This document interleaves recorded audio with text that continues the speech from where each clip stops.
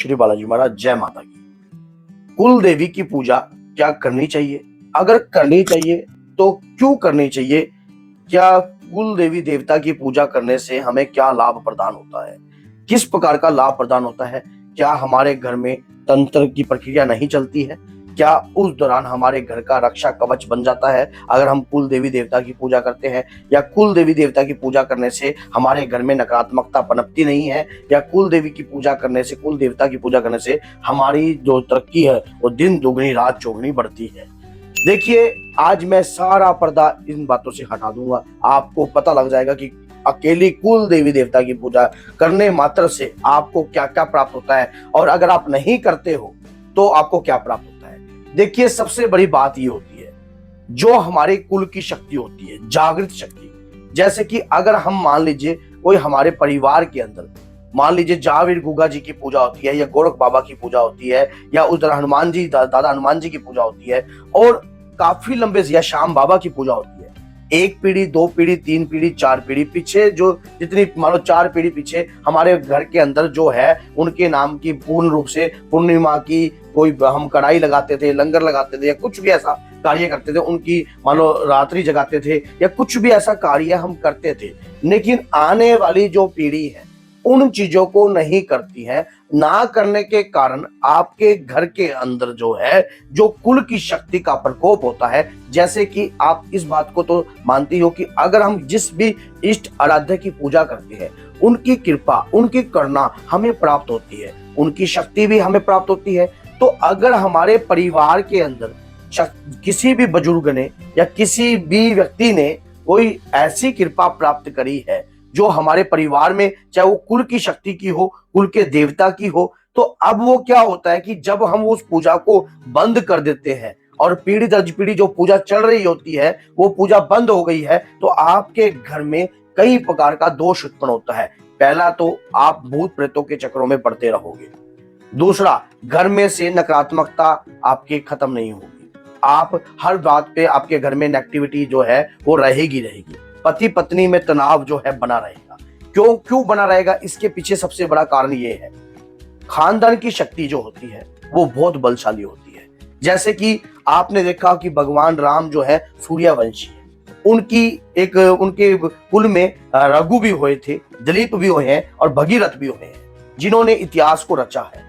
आप देखिए कि रघुकुल रीत सदा चली आई, प्राण जाए पर वचन न जाए, जिन्होंने स्वयं परमात्मा से वार्तालाप करी है। इसी प्रकार से भगीरथ, जिन्होंने तपस्या करी है कुल के अंदर तपस्या करी, भगवान शिव की तपस्या करी, ब्रह्मा जी की तपस्या करी, गंगा जी की तपस्या करी, तो उन्हें धरती पर अवतरित हुआ। वही जो शक्ति है कुल की पीढ़ियों में कंटिन्यू जो है चलती रहती है। इसी प्रकार से हम सप्त ऋषियों की संतान है। हमारा भी जो कनेक्शन है ऋषियों से जुड़ा हुआ है, हमारे भी परिवार के अंदर शक्तियों का वास है, लेकिन हम इस बात को समझते नहीं है, ना ही हमें इस बात का पता। अब जैसे आपने देखा बागेश्वर धाम में, आपने देखा होगा सन्यासी बाबा की कृपा जो है धीरेन्द्र शास्त्री के ऊपर है। उसी प्रकार से आप देखिए कि उन्होंने उस शक्ति को जागृत किया है, उस शक्ति को आज भी, उस शक्ति को बरकरार रखकर वो कार्य कर रहे हैं। इसी प्रकार से अगर आपको ये बात समझ में आ जाए कि आपकी कुल की शक्ति कितनी बलशाली है, कितनी ताकतवर है, तो आप जो ये लगा लीजिए कि जो आपको नहीं प्राप्त हुआ है वो सब कुछ आपको प्राप्त होगा आपके जीवन काल के अंदर। और आपके परिवार के ऊपर जो कृपा बन जाएगी एक बार, वही पीढ़ी की कृपा। मान लीजिए आपके परिवार में हनुमान जी की पूजा चल रही थी, काफी लंबे समय से पूजा चल रही थी, और इस पूजा को करते करते ये लगा लीजिए 1 पीढ़ी, 2 पीढ़ी, 3 पीढ़ी, 4 पीढ़ी बीतती जा रही थी, और हनुमान जी की कृपा पूरे परिवार पर चल रही है। अब क्या होता है, क्या कहता है, एक आधा कबूतर आ जाता है जो परिवार के अंदर जो है पूजा पाठ जो है बिल्कुल ही बंद कर दी है, और आगे क्या होता है, फिर अगली पीढ़ी को उस चीज का कोई ज्ञात नहीं है। जैसे मैं अब लाइव भी आता हूं तो लाइव में बहुत सारे भक्त इस प्रकार का क्वेश्चन रखते हैं कि हमें हमारी कुल देवी के बारे में नहीं पता, हमें अपने कुल देवता के बारे में नहीं पता, तो अब हम क्या करें अगर हमें नहीं पता? तो आप सोच के देखिए। वैसे तो मैंने इसके ऊपर वीडियो बना रखी है, अगर आपको नहीं पता तो मेरी वीडियो देख लेना कि कुल देवी देवताओं के बारे में कैसे जाने।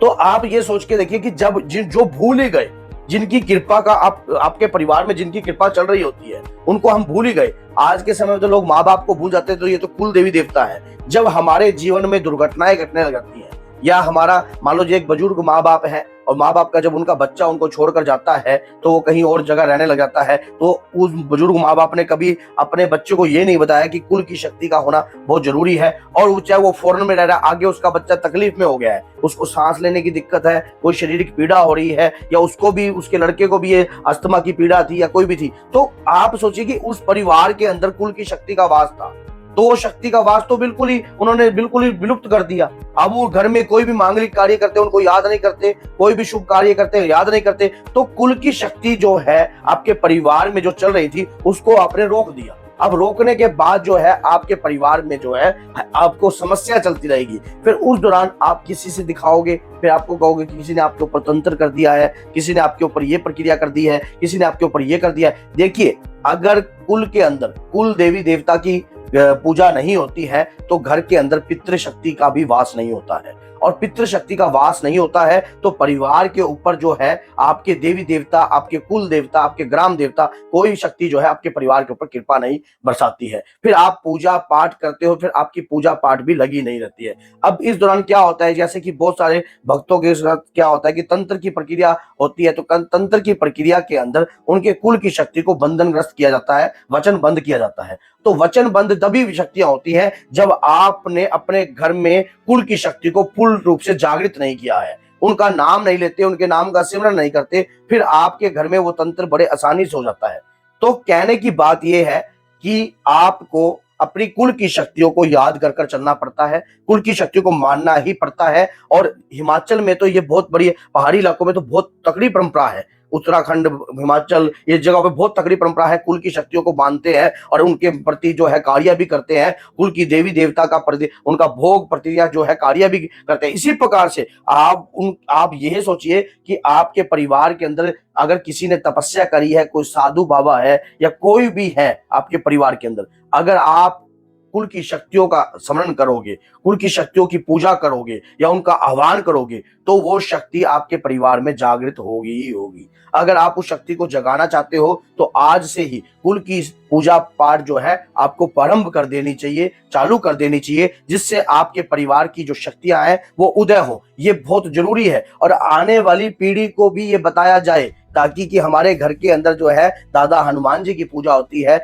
बाबा खाटू श्याम की पूजा होती है, या जाविर गुगा जी की पूजा होती है, गोरख बाबा की पूजा होती है, माँ कालका की पूजा होती है। तो अगर आप इन चीजों को नहीं बताओगे तो आने वाली पीढ़ी इस समस्या में गिरेगी ही गिरेगी। क्योंकि आज के समय की जो लड़ाई है ना, वो हाथापाई की नहीं है। लोग तंत्र विद्या का सहारा लेकर किसी के परिवार को मिनट में खराब करने की कोशिश करते हैं। अगर हम अपने परिवार को इन चीजों, इन शक्तियों से अवगत नहीं कराएंगे तो तंत्र हमारे ऊपर बहुत शीघ्रता से हैवी हो जाएगा। अगर आपको अपने परिवार को बचा कर रखना है, अपने परिवार को कुछ बनाना है, तो आज ही आप अपनी कुल की शक्ति का स्मरण कीजिए। और कुल की शक्ति आपको तरक्की भी दिलाती है, आपके कार्य परिपूर्ण होने जाते हैं, आपकी ऐसी चढ़ती कला होती है कि पीछे मुड़कर आपको देखने की आवश्यकता नहीं होती, जिसके पीछे कुल की शक्ति का हाथ होता है। याद रखना, जब भगीरथ जी को इस बात का पता लगा, राजा सगर के 60,000 पुत्र थे, तो उन्हें श्राप दिया था कपिल मुनि ने, 60,000 पुत्रों को भस्म हो जाओ और तुम्हारी सदगति भी ना हो।